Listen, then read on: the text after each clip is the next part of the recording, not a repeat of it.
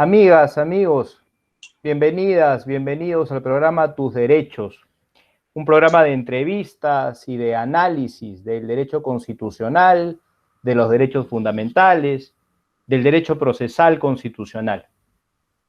En esta ocasión vamos a hablar sobre el nuevo Código Procesal Constitucional. Seguramente ustedes saben bien que el 23 de julio de este año, en el Diario Oficial El Peruano, se ha publicado el nuevo Código Procesal Constitucional. Al día siguiente ingresó en vigencia, sin ninguna vacancia de por medio y quedando inmediatamente derogado el Código Procesal Constitucional anterior. Este nuevo Código Procesal Constitucional, por supuesto, trae una serie de novedades muy interesantes que justifican un análisis profundo. Vamos a ello, pero en primer lugar, enterémonos por un momento en qué consiste esta fuente. ¿Qué cosa es un Código Procesal Constitucional? Adelante con ello, por favor. El Código Procesal Constitucional es la ley orgánica que regula los procesos constitucionales, es decir, los procesos de amparo, habeas corpus y habeas data orientados a la defensa de los derechos fundamentales. El proceso de cumplimiento destinado a asegurar el cumplimiento de una norma legal o un acto administrativo. Los procesos de inconstitucionalidad y de acción popular, cuya finalidad es la defensa de la supremacía normativa de la Constitución y del principio de jerarquía normativa, y el proceso competencial, cuyo objetivo es garantizar el adecuado ejercicio de las competencias de distintos órganos del Estado. En esta edición de nuestro programa Tus Derechos, de su programa Tus Derechos, nos acompaña el doctor Samuel Abad Yupanqui, un connotado jurista, un connotado profesor universitario y un experto en derecho constitucional y en derecho procesal constitucional. Muchas gracias, profesor Samuel Abad, por aceptar nuestra invitación. Muchas gracias, doctor Rodríguez, por la invitación y saludos a todos sus televidentes.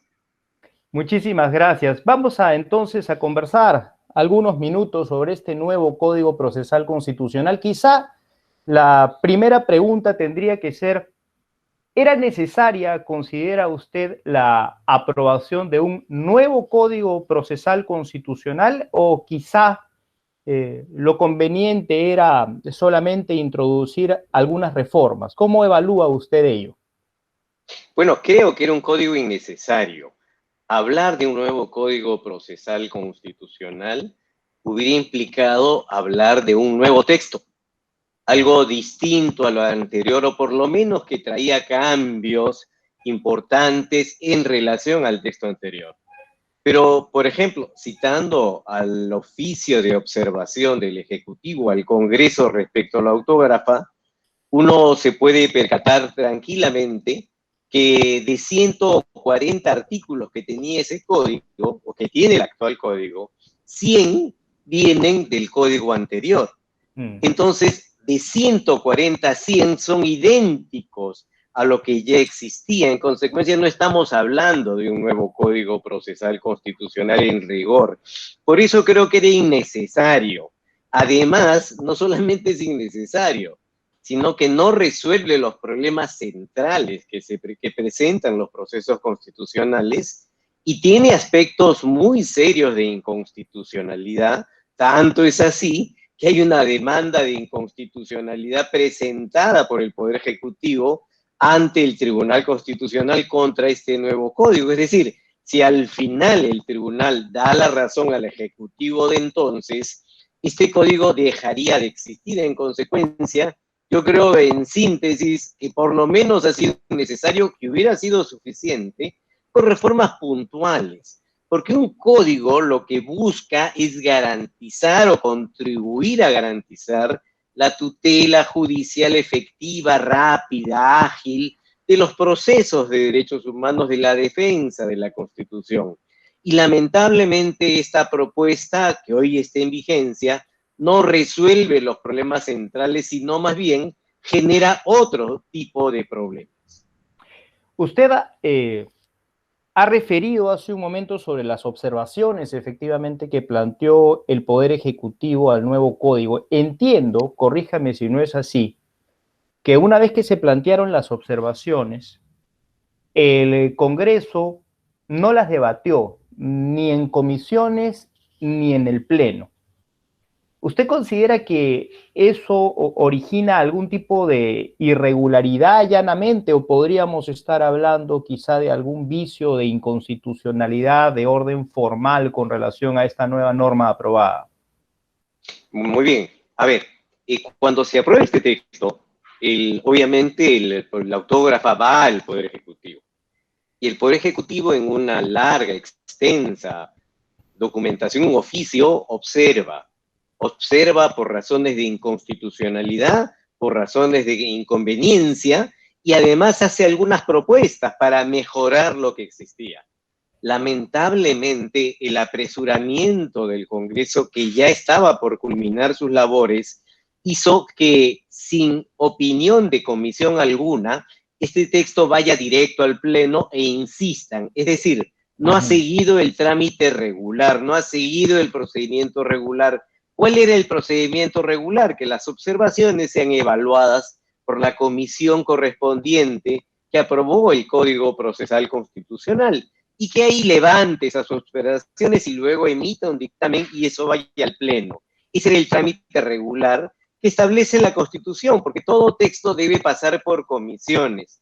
Acá, a nuestro juicio, no había una urgencia indispensable que hubiera justificado saltarse ese procedimiento. Por eso coincido con la demanda del procurador, donde ahí ya nota un vicio de inconstitucionalidad formal, porque no ha habido deliberación en el Congreso respecto a las observaciones del Ejecutivo. Habrá que ver qué dice el Tribunal Constitucional sobre el particular, pero creo que esta forma de aprobar no es la más adecuada y no respeta un debido procedimiento parlamentario. Interesante. Con su venia vamos a una primera pausa y regresamos inmediatamente.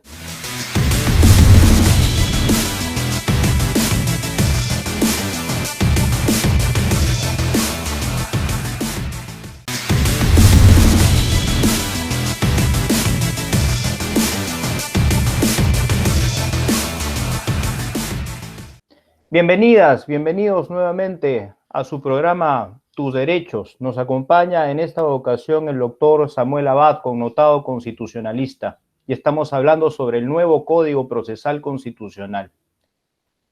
Profesor Abad, hay unas nuevas reglas de votación en el Código Procesal Constitucional, unas vinculadas a una exigencia que antes no se había planteado para sí mismo el Tribunal Constitucional con relación a la expedición de precedentes constitucionales vinculantes. El Tribunal Constitucional había establecido en su reglamento normativo que para ello bastaban 4 votos. El Código Procesal Constitucional ahora establece que se requieren 5. Y también hay una modificación en la votación necesaria para estimar demandas competenciales. Estas reformas, ¿qué opinión le merecen? Estoy absolutamente en desacuerdo con esas reformas. Pareciera que el Congreso ha aprobado estos cambios pensando en el actual Tribunal Constitucional. Parecería que son reformas con nombre propio. ¿Por qué? Porque ha puesto una valla de 5 magistrados que antes no existía para resolver, por ejemplo, un competencial. Imaginemos que se presenta un supuesto de vacancia y que amerita un pronunciamiento, vacancia presidencial me refiero, y que amerita un pronunciamiento del Tribunal Constitucional con este nuevo código para declarar inconstitucional una vacancia irregular, se requerirían 5 votos. Parecería que el Congreso está pensando en la actual conformación del TC, donde hay 4 por un lado que piensan de una manera similar respecto a la vacancia, y me remito a los antecedentes ya resueltos, y 3 que piensan de otra manera. Consecuencia, pareciera que esto ha sido pensado en función de la realidad, y eso está mal. No solo está mal porque una mayoría de 5 solamente se justifica en casos absolutamente excepcionales, sino porque además pareciera que están legislando con nombre propio. Yo creo que estas mayorías calificadas no corresponden ni siquiera a un código procesal constitucional. Eso es parte de una ley orgánica del Tribunal Constitucional, la manera como resuelven los casos y no de un código que regula los procedimientos. Pero en fin, creo que eso no ha debido prosperar. Creo que eso justificaría también un pronunciamiento del Tribunal Constitucional, porque basta una mayoría para resolver controversias. Yo soy de quienes piensan que una mayoría calificada tiene que ser o no existir o ser absolutamente excepcional. Quizás se justifica en procesos de inconstitucionalidad, pero extenderlo a otros supuestos me parece realmente inadmisible. Ciertamente, la legislación para situaciones llanamente coyunturales, salvo circunstancias excepcionales, podría resultar peligrosa. Y las nuevas reglas de competencia introducidas en el código, por ejemplo, en materia de habeas corpus, que se tenga que entablar la demanda ahora ante los jueces constitucionales, si he entendido bien el nuevo código, y ya no necesariamente ante los jueces penales. O las reglas de competencia, por ejemplo, vinculadas al amparo contra resoluciones judiciales. Antes se podría plantear ante un juez de primera instancia, pero se ha vuelto, digamos, a la versión original del primer código, ¿no? Tendrían que plantearse ahora ante las Cortes Superiores. Esas reformas, ¿qué valoración podría hacer con relación a ellas? Muy mala, porque lamentablemente, a ver, cuando uno va a reformar algo, tiene que saber cuál es la actual situación del país para enfrentar esa reforma. Ver un rápido diagnóstico que más o menos se conoce, quizás no con la perfección, porque no hay tantas estadísticas, pero por lo menos saber qué está pasando en la realidad y sobre esa base ver cómo mejoramos esta situación. ¿Qué es lo que está pasando en la realidad, incluso antes de la vigencia de este código? Que los jueces constitucionales en el Distrito Judicial de Lima ya estaban colapsados, tenían una carga procesal enorme, una carga procesal muy elevada. En consecuencia, enfrentábamos una justicia lenta, una justicia que se circunscribía a jueces constitucionales que están con una carga enorme, una carga procesal enorme, entre otras cosas porque se presentan muchas demandas que son innecesarias.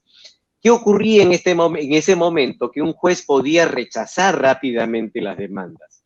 Y un juez, por ejemplo, podía admitir aquellos casos excepcionales y los demás no admitirlos porque sencillamente debía ir hacia otra vía.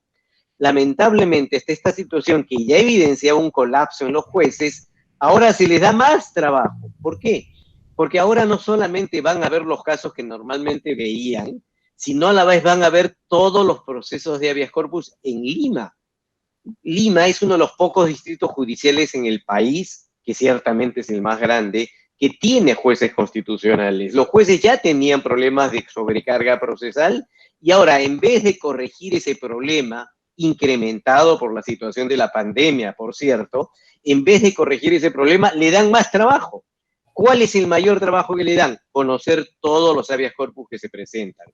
Antes se presentaban ante los jueces penales, hay 40 jueces penales en Lima, cualquiera podía conocer un habeas corpus y ahora estos casos van a ir a manos de los jueces constitucionales, que además en un proceso de habeas corpus hay que habilitar turnos, porque para un amparo puede presentarse una demanda el viernes, el jueves, pero no el fin de semana. Si la presentan por vía electrónica, la va a ver el juez el lunes.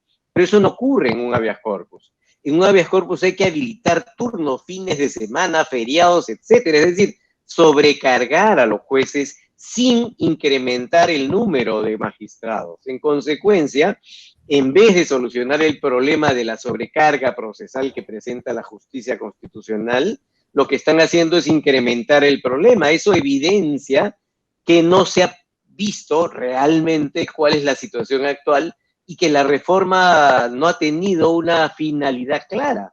En vez de solucionar un problema, termina empeorándolo. La imposibilidad, doctor Samuel Abad, de rechazar liminarmente una demanda, antes posibilitada con el antiguo Código Procesal Constitucional, textualmente impedida con el nuevo código.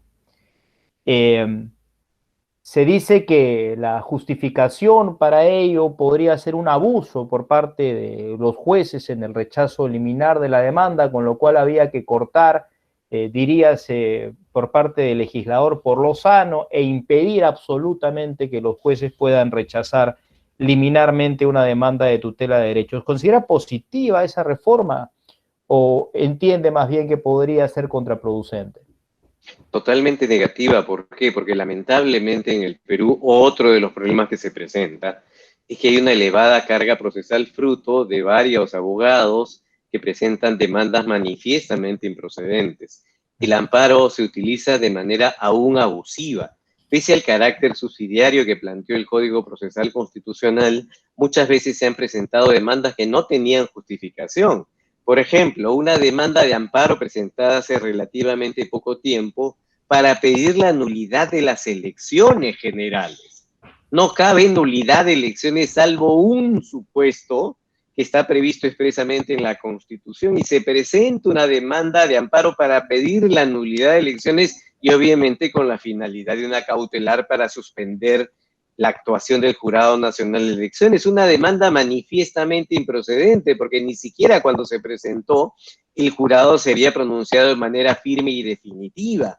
Y si esa demanda se hubiera presentado con la vigencia del código actual, porque se presentó con la vigencia del código anterior, hubiera tenido que ser admitida.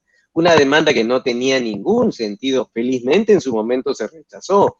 Nadie discute que no haya abusos, siempre hay abusos. El gran problema no es que se rechace demanda siempre, ni que se admita siempre. El gran problema es encontrar el justo medio. Y ciertamente eso no lo hace esta propuesta. Lo que hace es prohibir todo rechazo liminar, admitir todo tipo de demandas, lo cual va a significar mayor carga procesal, porque muchas veces, reitero, se presentan demandas maliciosas. Yo recuerdo un caso de los fonavistas, donde presentaban demandas de cumplimiento, ya no de amparo, de cumplimiento para que se cumpla con una norma determinada, el pago del monto que les correspondía. En consecuencia, se presentaban la demanda, se rechazaban de plano y la volvían a presentar. Nuevamente se rechazaba de plano y la volvían a presentar. Vale decir, hay muchas veces en las cuales se presentan demandas que no tienen ningún sustento. Y ahí se justificaba la figura del rechazo liminar que hoy ya no existe. Hoy toda demanda, lo más absurda posible, tendrá que presentarse, se podrá presentar y se podrá admitir. Y el juez tendrá que evaluar, tendrá que citar con la demanda a la otra parte, y la otra parte tendrá que defenderse, dirá por qué la demanda es improcedente y el juez tendrá que pronunciarse. Un trámite que tranquilamente se hubiera podido resolver viendo el juez la demanda, percatándose que no tenía sentido y rechazándola de plano. Al admitir tantas demandas se favorece a aquellos abogados maliciosos que buscan litigar por litigar y sencillamente se perjudica a quienes sí acuden al sistema para proteger sus derechos, porque el juez va a tener que invertir tiempo en calificar esas demandas, en evaluarlas, y ese tiempo lo va a quitar a poder abordar o tramitar o resolver esos casos relevantes. Y antes de ir a una pausa, le pido una respuesta breve. Más allá de lo inconveniente claramente que pueda hacer esta modificación de imposibilidad de rechazos liminares, ¿considera que habría mérito para razonar ya incluso en el sentido de una eventual inconstitucionalidad? Sin duda, y es uno de los argumentos que se utilizó en la observación del Ejecutivo a la autógrafa, porque viola la independencia y autonomía de los órganos judiciales. A quien le corresponde calificar una improcedencia no es al Congreso. A quien le corresponde calificar una improcedencia es al juez. Y cuando le arrebatan esa atribución y le obligan a admitir cualquier demanda, si sea absurda, sencillamente están afectando su autonomía e independencia al momento de calificar demandas. Creo sí que también es un argumento que justificaría un cuestionamiento de inconstitucionalidad, como hay otros temas que presenta lamentablemente este código, ¿no? Vamos a una pausa, pero estén muy atentas y atentos porque al momento de retornar van a enterarse sobre algunas novedades interesantes del código antiguo y del nuevo Código Procesal Constitucional. Vamos a la pausa.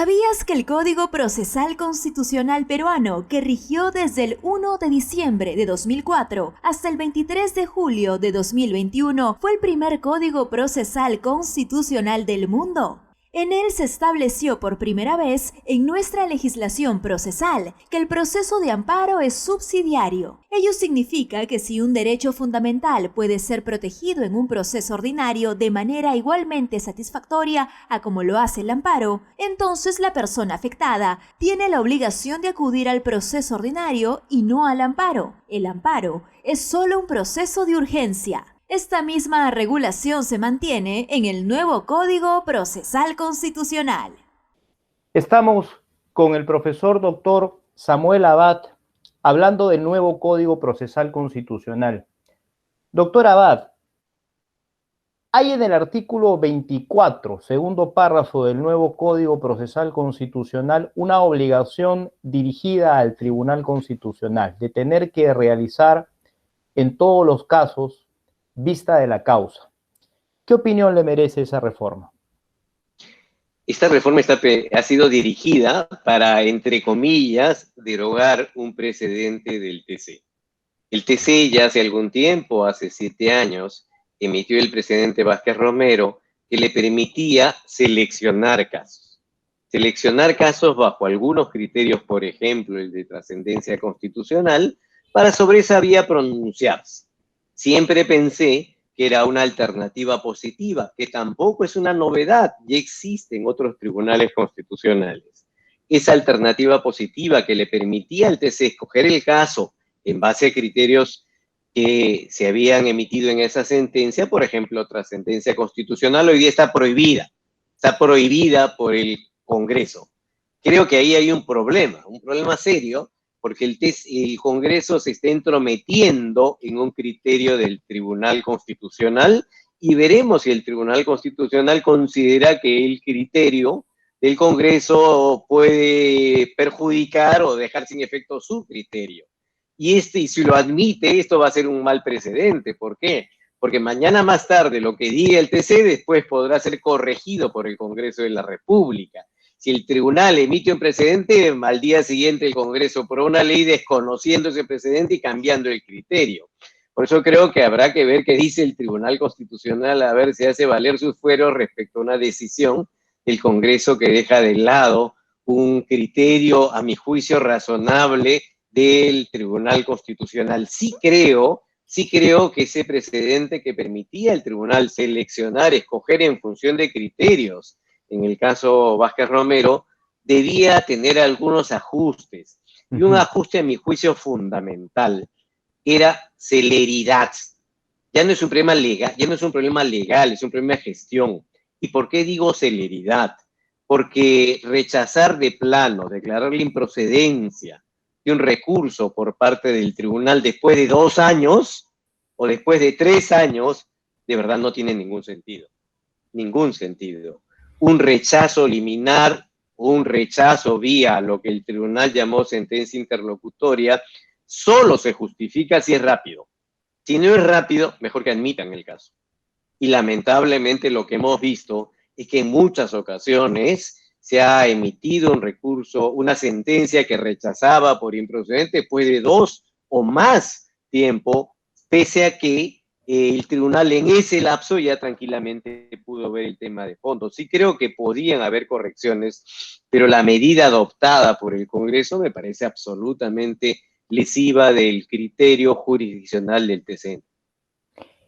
¿Y considera que quizá las modificaciones que han introducido en materia de habeas data y cumplimiento traen consigo alguna cuestión a valorar, alguna cuestión positiva?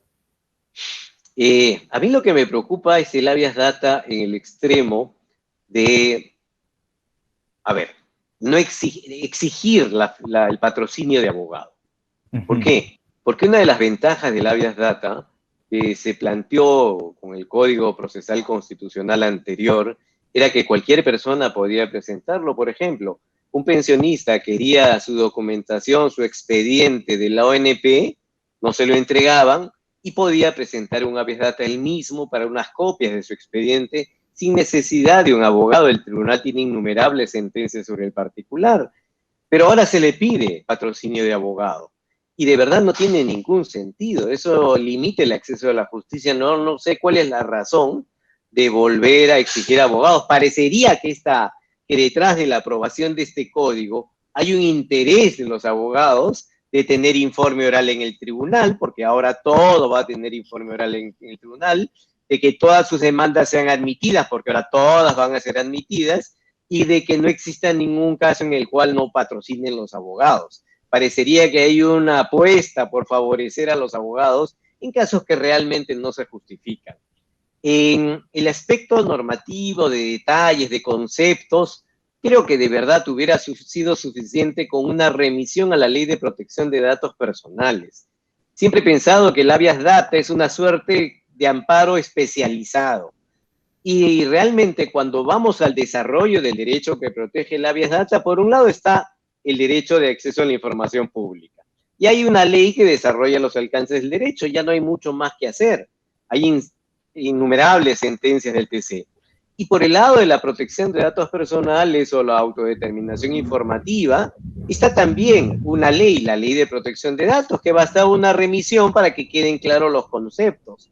Repetir conceptos como que es banco de datos, que ya están previstos legalmente, de verdad me parecía que no era necesario.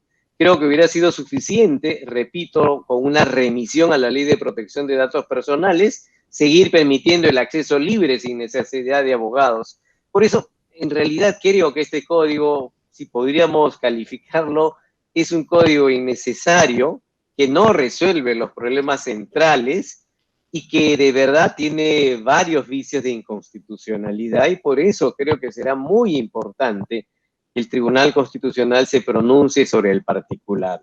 Sin perjuicio de que hay algunos aspectos positivos, sin duda, que también fueron reconocidos por el Poder Ejecutivo como por ejemplo, podríamos rescatar algunos, porque claro, su mirada, y me parece que ha dado razones muy atendibles para ello, es fundamentalmente crítica, pero quizá podríamos rescatar algún aspecto positivo, 2, 3 elementos antes de culminar el programa que podrían, digamos, contribuir a una mejor justicia constitucional en el país. Yo creo que hay un aspecto positivo cuando uno de los artículos, el 2, recoge el principio de que se puedan presentar demandas en quechua, en aymara y en demás lenguas. Eso me parece positivo, pero para eso no se requería un nuevo código. Me parece positivo la competencia en materia de habeas corpus, no para el tema de jueces constitucionales, no para eso, sino para impedir que se pueda presentar ante cualquier juez penal. ¿Por qué? Porque los jueces constitucionales básicamente están en Lima, la mayor cantidad está en Lima. Creo que en Arequipa hay uno más, pero en general los jueces constitucionales están en Lima. Para el resto del país, el habeas corpus va a los jueces penales. Pero, ¿qué ocurría con el código anterior? Que sencillamente se podía presentar ante cualquier juez penal. Caso Cerrón presentó un habeas corpus en un distrito judicial en el cual él no vivía. En consecuencia, esto ya está prohibido por este cambio, y eso me parece positivo. Otro aspecto que me parece positivo es regular el amicus curiae. No era necesario, no era indispensable, porque ya la jurisprudencia del TC lo reconoce, pero se está planteando el amicus curiae. Otro aspecto positivo me parece la mención de tutela, artículo 1, de derechos fundamentales, de naturaleza individual y colectiva. Me parece importante que se reconozca que existen derechos colectivos. Lo que me parece es que solamente se han circunscrito a la declaración. Derechos de naturaleza colectiva, pero ¿qué ha pasado? Que no se ha enfrentado el problema central, que es la regulación de los aspectos procesales del proceso colectivo en materia constitucional. Solamente se dice, se tutelan derechos colectivos, pero el procedimiento no se ha previsto, no se ha desarrollado. ¿Por qué? Porque todo el procedimiento, y ese era un defecto clarísimo del Código Procesal anterior, todo el procedimiento fue desarrollado, diseñado en función del amparo de los procesos individuales. No se ha desarrollado los procesos colectivos en materia constitucional, cosa que solamente se regulaba el tema de la legitimación. Hoy día se menciona derechos colectivos, pero no se habla del debido proceso colectivo. no se habla de la notificación colectiva, no se habla de la intervención de terceros en procesos colectivos, no se habla de los efectos de la sentencia en procesos colectivos, de la cosa juzgada en procesos colectivos, una serie de aspectos procesales que sí merecieron una regulación que no está ahora en el código actual ni en el anterior. O sea, sí hay aspectos positivos, pero creo que en el balance, creo que lo ideal hubiera sido que este tema genere mayor debate, mayor deliberación. Los jueces constitucionales, que son los que cotidianamente ven estos casos, no han formado parte, no han opinado en esta legislación, en esta propuesta normativa.